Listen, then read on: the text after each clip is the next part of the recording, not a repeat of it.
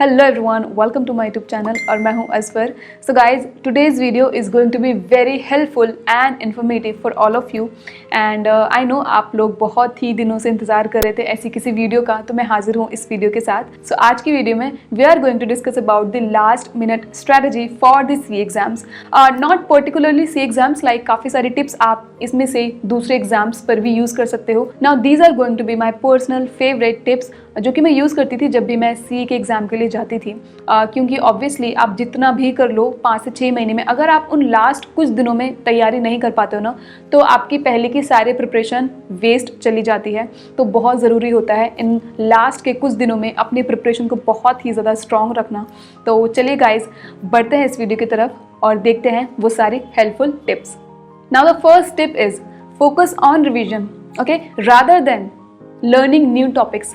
काफ़ी सारे स्टूडेंट्स ऐसे होते हैं जो लास्ट टाइम पर भी ना नए नए टॉपिक्स ढूंढना शुरू कर देते हैं कि मैं ये भी कर लूँ, मैं वो भी कर लूँ, एंड जब वो सब कुछ इकट्ठा हो जाता है तो आपको कुछ भी याद नहीं रहता, इवन जो आपने पहले पढ़ रखा है। So try to revise whatever you have studied earlier rather than going for the new topics.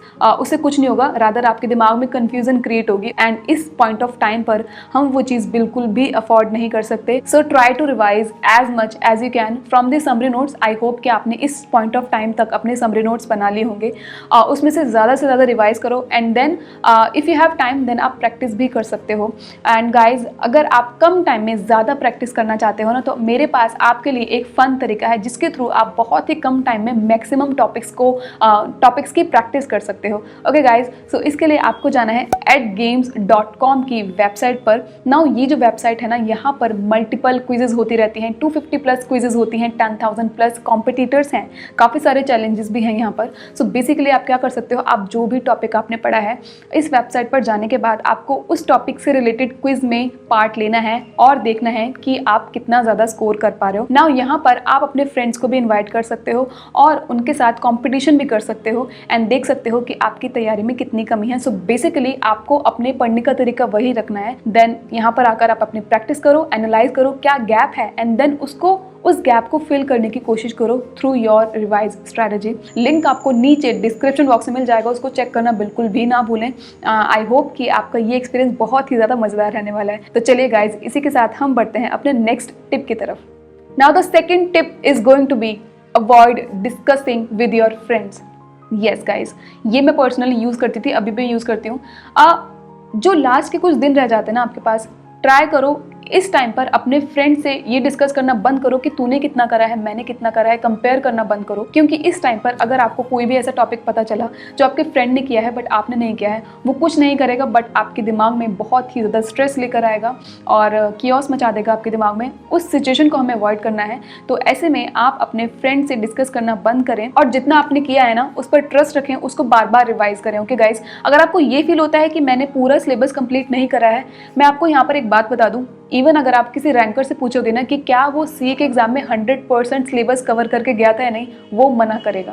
Okay, basically यहाँ पर जो सीए का सिलेबस है बहुत ही ज़्यादा वास्ट है, तो हर कोई 100% सिलेबस कवर नहीं करता है। Like maximum students I will say कि नहीं कवर कर पाते हैं, सिलेबस बहुत ज़्यादा है। तो जितना भी करा है उस पर ट्रस्ट रखें, डिस्कस करना बंद करें अपने फ्रेंड के साथ कि तूने कितना करा है। ये बहुत ही छोटी सी टिप है but it is going to do wonders for you. Now the third tip is go through the amendments and new case laws।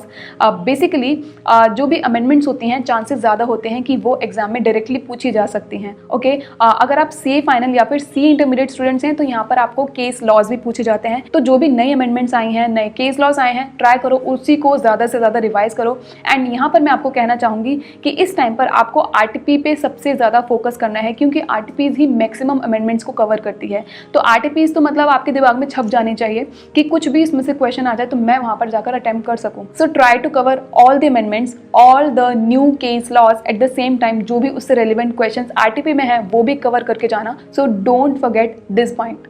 Now the fourth tip is also very important.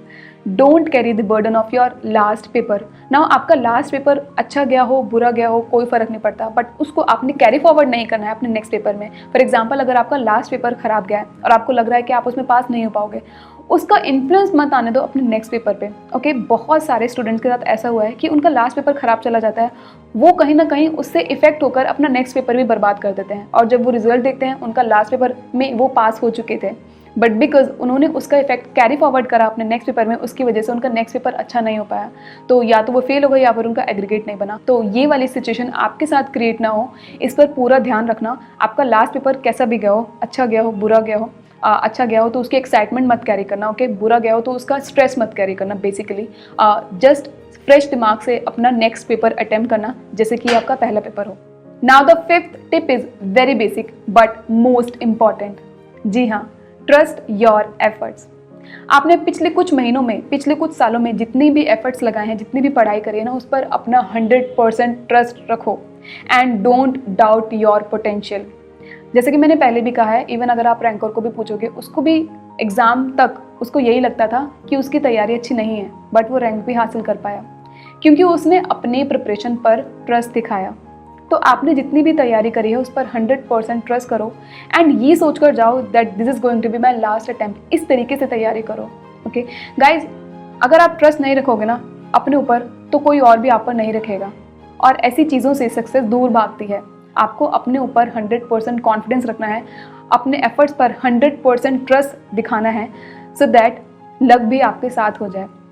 सो यही थी कुछ tips जो मैंने follow करी थी और मुझे इन्होंने बहुत हेल्प करी थी। एंड आई होप कि आपको ये टिप्स काफ़ी ज़्यादा हेल्पफुल लगी होंगी, इन्फॉर्मेटिव लगी होंगी। अगर आपको ये वीडियो अच्छी लगती है तो प्लीज़ इसको लाइक करें, मेरे चैनल को सब्सक्राइब करें एंड इस वीडियो को ढेर सारा शेयर करें। You can also follow me on my Instagram channel. मेरा एक टेलीग्राम चैनल भी है, उसको भी आप ज्वाइन कर सकते हैं। सारे लिंक आपको नीचे डिस्क्रिप्शन बॉक्स में मिल जाएंगे, उसको चेक करना बिल्कुल भी ना भूलें। Okay guys, with this I will see you in my next video. Till then, bye bye and अल्लाह हाफिज़।